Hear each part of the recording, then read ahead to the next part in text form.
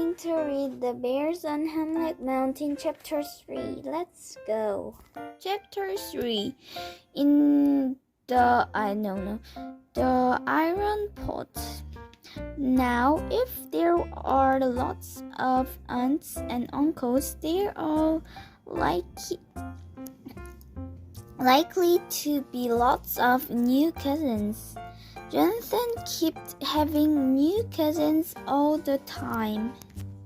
It happened that a new small cousin of Jonathan's was being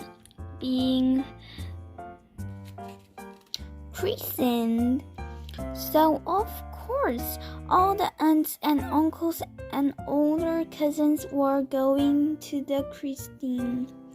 Afterwards, so they thought it would be fine to have supper in a gray stone farmhouse. It was fine when relatives came in ones and twos, or threes and fours, or even in fives and six. But this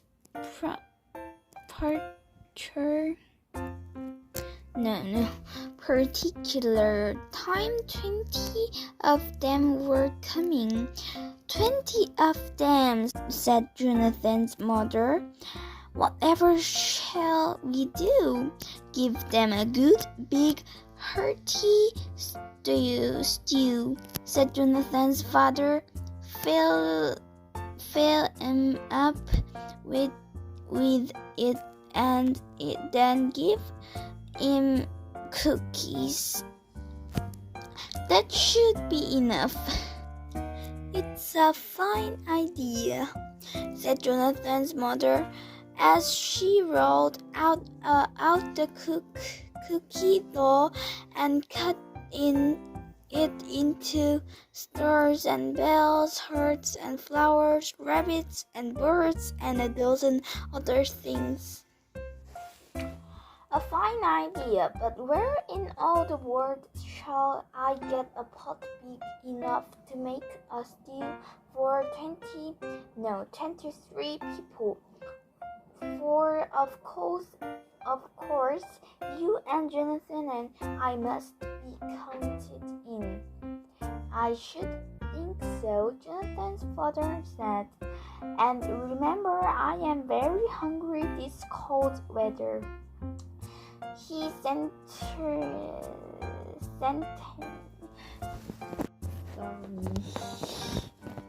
certainly was, but then he was a big man, worked hard on the farm, even in the winter time. He worked hard for there were animals to for there were the cows to be milked and all the other animals to be fed. There was wood to be cut.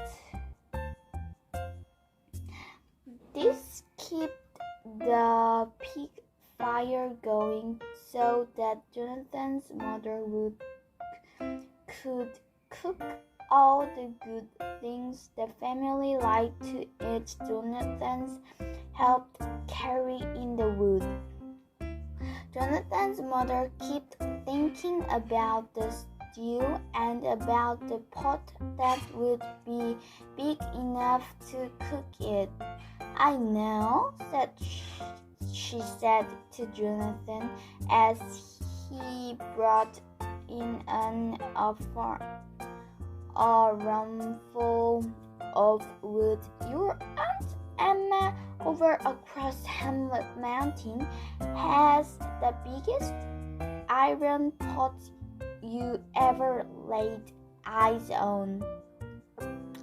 I never laid eyes on it, said Jonathan. Then you are going to, said his mother. Your father is much too busy to go for it. About you can go and fetch it. Me, said Jonathan. All alone? They say there are bears on Hemlock Mountain. Stuff and nonsense, said his mother. Many's the time I've been over Hemlock Mountain and not a bear did I see. Your Uncle James must have been telling you stories.